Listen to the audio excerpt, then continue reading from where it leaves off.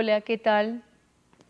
A todos aquellos que aún siguen creyendo en la majestuosidad del cosmos, a todos aquellos que siguen luchando inteligentemente por devolverle a la astrología un sitial digno de una gran reina, a los que como yo sueñan y viven sus ideales dignamente por no entender una forma distinta de vida, a la gente de Armenia que hoy sufre, pero que guarda la esperanza de un mejor mañana, gente con la que crecí y aprendí mucho de la vida.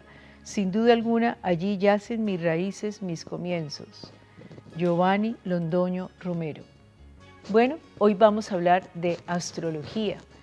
Esta es la dedicatoria del libro de Giovanni que se llama Historias astrológicas, 21 casos de la vida real estudiados a la luz de la astrología horaria. No tengo ni idea de qué se trata, pero precisamente aquí lo tenemos a él, a Giovanni Londoño Romero, para que nos cuente un poco qué es esto, historias astrológicas y astrología horaria. Muchas gracias, Giovanni, por estar aquí. Muy amables ustedes por la invitación. Bueno, primero, la pregunta que casi es obvia, ¿quién es Giovanni Londoño Romero? Bueno, Giovanni Londoño es una persona común y corriente, con las mismas aspiraciones que todos los seres humanos tenemos en la vida, que en algún momento de su vida, hacia los 15 años más o menos, se encontró con su primer libro de astrología. Lo leyó y quedó fascinado con el tema. ¿De dónde sacaste ese libro? Estaba en la sala de mi casa. Yo llego, estábamos en vacaciones del colegio justamente, estábamos en un receso y como llegar a esta sala y el libro estaba allí, yo lo tomo, leo lo que dice allí y descubro que lo puedo entender. A pesar de ser un tema completamente ajeno a mi diario vivir, lo veo, lo entiendo. ¿Quién lo deja allí? Nunca supe. Mi abuela, inclusive, que era la que organizaba todo, mi abuela que en ese momento vivía, tenía la costumbre de leer mucho García Márquez y dejar los libros por ahí. Yo deduzco que alguien que de pronto le hizo la visita a ella lo dejó allí, pero nunca se concretó quién dejó esa revista allí, ese libro, allí en esa sala. Antes de eso, ese niñito nunca había pensado en nada, no tenía ninguna inquietud sobre el cosmos, la astrología, el futuro, nada de esto, ¿o sí había inquietudes? No, muchas, pero no entendía ni el por qué, ni en qué sentido se iba a direccionar todo. ¿Pero qué clase de inquietudes, por ejemplo, tenía este niño y este adolescente? Por lo menos, me fascinaba siempre mirar el cielo, las estrellas. O sea, era como una fascinación salir en las noches, donde yo crecí en la ciudad de Armenia, pues lógicamente era una ciudad de aquel entonces menos contaminada, más sencilla de vivir, y que se tenía la costumbre todavía de esos juegos de niños en la calle, sentados todos en el andén, jugando fútbol en la calle, y pues lógicamente las noches se ocupaban en de pronto sentarnos a conversar y lógicamente mirar allá el cielo. Y creo que el punto más focal es un primer eclipse que sucedió siendo yo muy pequeño, que pues fue fascinante, o sea, poder ver eso. A raíz de eso yo me interesé más por el tema y comencé a hacer figuras de eclipse. O sea, jugaba con figuras de eclipse que eran sencillamente el balón de jugar fútbol, una vela y una circunferencia de papel que se interponía entre la luz de la vela y el balón. Y esa era una forma de simular un eclipse. Claro. Entonces creo que ese es como un punto de niño de estar interesado. ¿Quién resonó en la onda del niño? ¿Quién le explicó o nadie aclaró nada, nadie dijo nada? No, ese fue el faltante de pronto de mi vida, porque sí recuerdo que había un programa en la televisión que dirigía Pepe Sánchez. Y era un programa de concurso donde los invitados respondían preguntas como cabeza y cola. Pero lo extraordinario era que 12 invitados los acomodaban en grupos de 3 y de cada grupo uno iba a la final. Pero a mí lo que me interesaba era que en algún momento, cuando iba a empezar cada grupo, leían algo que en ese momento yo no entendía, pero se llamaba horóscopo. Y hacían un horóscopo para la semana de cada uno de esos 12 personajes que estaban allí. Y yo le preguntaba a mi papá que cuál era el mío, cuál era el signo mío, y él me decía que yo era Escorpión y que mi hermano era Libra. Bueno, ya después descubrí que era al revés. Yo soy el Libra y mi hermano era el Escorpión. Pero era fascinante para mí escuchar eso, escuchar cómo a cada signo le decían cosas de lo que le iba a pasar en la semana. Parado en el presente hoy, Giovanni, ¿Cómo explicas esa fascinación de niño, el libro? ¿Qué respuesta te das? Bueno, yo creo mucho en el destino de los seres humanos. Más que libre albedrío, yo creo en un 95% del destino. Cada ser humano tiene una función, una misión aquí en este planeta. ¿La desconocemos? Claro que sí, pero conforme avanza la vida nos vamos como acercando a ella y vamos entendiéndola y nos vamos haciendo la idea de que ese es un buen vivir, una buena forma de vida. En mi caso, elegir la astrología como profesión de vida me ha dado satisfacciones, me ha permitido conocer otros países del mundo, gente muy valiosa para este planeta. En fin, nunca he podido dejar de maravillarme de ese comienzo, así, tan casual. ¿Dónde me ha llevado al punto de hoy en día? ¿Dónde se estudia astrología? Bueno, A ver, entonces lo hago distinto. El niño siguió, el adolescente siguió, se gradúa de bachillerato y ¿qué hace?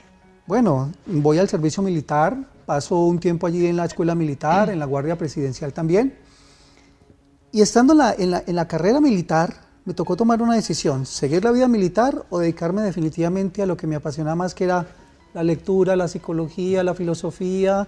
Y este tema, por supuesto, encaja dentro de ese parámetro. Vamos a continuar después de comerciales. Había que tomar una decisión entonces. Estás en la guardia militar, ¿sigo en el mundo militar o sigo dónde? ¿Sigo para dónde? Bueno, las expectativas eran seguir esa carrera militar o estudiar. Pero curiosamente yo renuncio a mi vida militar y ahí sí, en ese momento, estando todavía en Armenia, me ubico un trabajo para lógicamente sustentar mi vida, pero el tiempo lo usaba completamente en libros de astrología que, aunque eran muy pocos los que se conseguían en aquella época, y lógicamente no había academias, no había sitios donde aprender, pero había la parte de autodidacta, que fue la que me tocó a mí. O sea, yo tuve que transitar un camino en solitario, ayudándome con lo poco, lo mucho que encontraba en una ciudad como Armenia de los años 80, hasta que finalmente van apareciendo las personas, van apareciendo los maestros, va apareciendo la posibilidad de que una librería traiga libros por encargo. Y efectivamente, se hacen los cimientos, y esos cimientos me llevan en algún momento a convertirme en profesor de astrología. O sea, de pasar de un proceso de aprender, llego a un momento en que me seleccionan, me ubican como profesor de una universidad, que fue la primera universidad de astrología que hubo aquí en Colombia. ¿Qué fue dónde? Esa funcionó en el Peñón. En el aquí sector en Cali. del Peñón, sí. Funcionó exactamente en 1997. Ese fue el año en que se abrió la universidad. ¿Y se llamaba Universidad de Astrología? Vesta, no, se llamaba Vesta Nuevo Siglo. Ese fue el nombre que se le dio. Y se empezó como una facultad, estudios no formales, era el título que se le daba al Estado allí, porque no podía reconocerla como una carrera universitaria. Pero se le daba un título y una presentación de academia de alto nivel. ¿Entraste en calidad de profesor? Sí, yo fui profesor de... ¿Qué gente, qué muchachos, qué generaciones entraban a estudiar? ¿Quiénes entraban a estudiar esto? Bueno, mire, ya para mí no es sorpresa encontrarme que durante todo mi recorrido en la astrología siempre me he encontrado con profesionales de todas las especialidades, a mis seminarios, a mis conferencias, médicos, abogados, de todas las especialidades. Y el interés siempre ha existido. Tan es así que hoy en día, incluso los libros de astropsicología los escriben profesionales en psicología, ya no los escriben tanto los astrólogos. Los libros de astrología médica los escriben profesionales en medicina. Yo tuve inclusive la oportunidad de dictar seminarios de astrología médica en la clínica holística Margota, que existió aquí también en Cali. Ya, bueno, entonces ya eres profesor de esa universidad. ¿Cómo sigue la formación? ¿Dónde más se estudia? ¿O todo el tiempo has sido autodidacta? Digamos que el crecimiento más grande que uno puede tener es cuando ya se conecta con los demás astrólogos del mundo.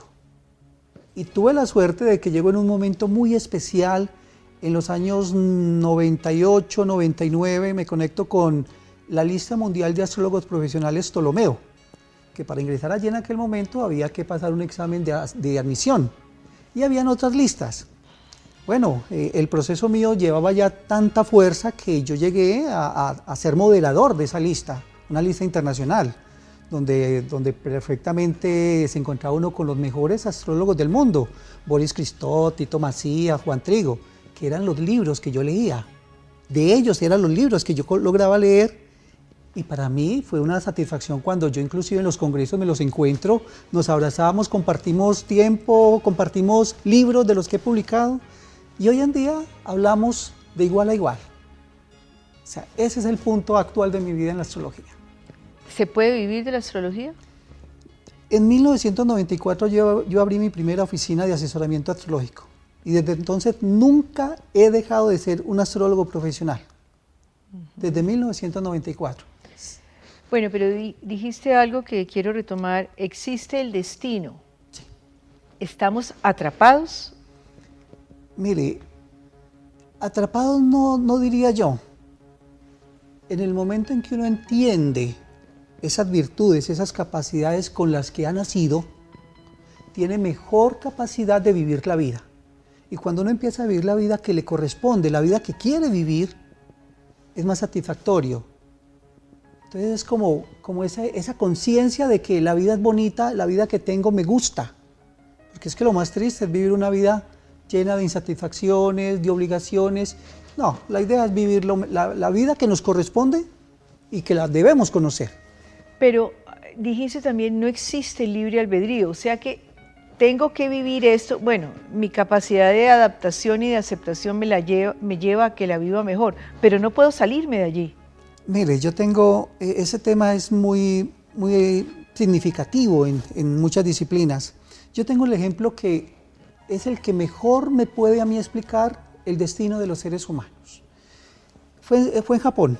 En Japón hay un señor, quién sabe qué problemas tenía, las cámaras lo captan desde el momento en que entra a la estación, observa que viene el metro, metros antes se tira a los rieles del tren. Claro, todo el mundo se cogió la cabeza, fue impresionante. El tren pasa, van por el señor, no tenía un solo rasguño. Yo me quedo pensando en esa situación y digo, mire, el señor salió con toda la disposición de hoy acabar con su vida y eligió una forma que seguramente lo hubiera pulverizado en otra condición. ¿Qué es lo que actuó para que él saliera ileso? Yo digo, algo tiene que hacer todavía. Y si los seres humanos, cada uno de nosotros, evalúa esos momentos en los que su vida pudo haber terminado y preguntarse, ¿por qué sigo? Justamente esta mañana que estaba preparando de pronto algunos temas de acá, me encontré con cosas del 97, del 2007, y yo dije, han pasado 10 años. 10 años, ¿qué ha sido de mi vida en 10 años? Bueno, he viajado, he escrito 10 libros, me he encontrado con mucha gente. Bueno, comienzo como a tratar de entender con qué he llenado 10 años de mi vida. Por ejemplo, estar acá hoy. Ayer me llaman, me comentan el proyecto y hoy estoy acá. ¿Qué quiere decir eso? Entonces antes de llegar más al fondo, ¿todas las personas que nacen a la misma hora, en el mismo momento y en la misma ciudad, tienen vidas iguales? No. ¿Por qué no? Por una razón sencilla, porque hay 3 elementos que condicionan el nacimiento y la vida de una persona. Uno es la genética. No es lo mismo que yo sea el hijo del actual presidente de la República de un país, a que sea el hijo de un minero o el hijo de un campesino. Las expectativas y las posibilidades ya están marcadas en ese renglón. Otra es lo que llamamos la voluntad. La voluntad es determinante, pero también es determinante lo que llamamos el ambiente. Si yo soy artista, tengo la vena del artista y me voy para Florencia, me voy a Italia, seguramente voy a encontrar un mejor espacio. Pero si me quedo de pronto en Cali, incluso que hay tantas oportunidades, pero de pronto todavía falta algo. Entonces, la vena del artista tiene que tener un escenario adecuado para el artista. Vamos a continuar después de comerciales. Bueno, retomo. La genética, ¿dónde nazco? La segunda, el ambiente, y la tercera, la vena artística. Pero ¿qué determina? No, la voluntad, perdón. La voluntad. La voluntad, ¿qué determina la voluntad? O sea, la voluntad... ¿La voluntad está marcada por los astros? En mi caso, acepto que sí.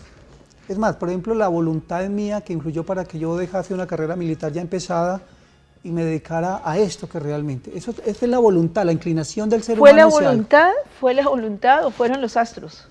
Es una mezcla de ambos. Porque, ¿Dónde llega el uno y dónde empieza el otro? mira, si yo entiendo que al momento en que yo nací, el planeta, el símbolo llamado Marte, que es el planeta que define la capacidad de la milicia, está en mi casa del sector, en el sector personal de mi vida, está claro que yo sí tenía con qué ser militar. El hecho de que el planeta de la milicia esté en mi propia vida, en mi sangre, me faculta, me capacita. Pero a su vez ese Marte me da una opción adicional, que es la opción del conocimiento, de la sabiduría. Entonces la elección es eso. O sea, esas dos son mis opciones. El que elige la opción soy yo en ese momento. Perfectamente, hubiera podido quedarme en la milicia, sí. Y no me es ajeno el tema, me gusta, pero esto me apasiona más, me llena más. Encuentro un mejor sentido para mi vida cuando estoy frente a un conocimiento nuevo, un conocimiento que ya lo he abordado, en fin, ese para mí es el sentido de la vida correcto. Entonces las personas varían, naciendo en la misma hora, en el mismo momento, varían de acuerdo a su genética, a la voluntad y a la... Y la tercera es... El ambiente. El ambiente. Incluso te digo, los mismos mellizos o gemelos no tienen en su totalidad vidas paralelas, iguales. La verdad es que ellos no nacen en el mismo instante, en el mismo segundo. Nacen con algunos minutos de diferencia, 2, 3 y en algunos casos 10. En astrología inclusive se considera que la diferencia de solo 4 minutos es suficiente para cambiar completamente una vida y diferenciarla de otra. Solo 4 minutos.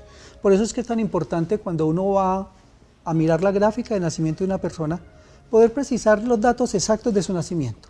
O sea, cuál es su fecha de nacimiento, el lugar donde nació y la hora a la cual esperamos hacerle la corrección respectiva y tener una hora confiable. ¿Qué quiere decir eso? Hora confiable es que la carta quede correcta y por tanto la información que se le dé a esa persona sobre los asuntos que a él le interesan sean verídicos para él y realizables. Si se cambia un minuto, se cambia la vida. Se cambia la interpretación de esa vida. Mira que curiosamente ese cambio al que tú te refieres ha ayudado a que corrijamos la carta. Por ejemplo, una persona me dice, mire, a mí me sucedió eso fue en 1995. En el esquema que yo tengo en la carta de él, la medición me daba en 1994. ¿Qué significa? Que esa hora que yo tengo de punto de partida tiene una diferencia de 4 minutos. Y eso que realmente es muy poco. Lo normal es que las diferencias sean de 15, 20 minutos, media hora, pero el ajuste del tiempo de nacimiento permite precisar mucho mejor la ocurrencia de los eventos en el tiempo de vida de la persona. ¿Qué es la astrología? Bueno, la astrología es la ciencia más antigua de todas. No hay absolutamente ninguna cultura que haya existido en la Tierra o que exista actualmente que no se haya visto inmersa en la astrología. Todas, absolutamente todas. Si usted dice los sumerios, los babilónicos, absolutamente todas usaron la astrología para acomodar su sistema de vida. Su sistema de vida en unos tiempos que dependía tal vez de el mejor momento para ir a la guerra, el mejor momento para cultivar. ¿Qué hacen esos astros? ¿Por qué los astros influyen? ¿Qué hay allá? ¿Qué hay en el cosmos? Mire, lo más sencillo es pensar de que si el sol está muy fuerte, yo salgo y siento ese calor, me quema. Eso es una influencia. Ahí se está gestando una influencia. La forma como cada planeta llega a afectar a cada una de las personas es algo que inclusive todavía la ciencia no lo ha descubierto. En la antigüedad los filósofos diseñaron un esquema que se llama la esencia, algo que hoy en día no lo tenemos tan claro. La esencia es el conjunto de cosas que aparentemente son diferentes, pero que responden bajo el mismo parámetro de acción. Por ejemplo, vamos a la realidad. Saturno es un planeta. No está en discusión que Saturno sea un planeta.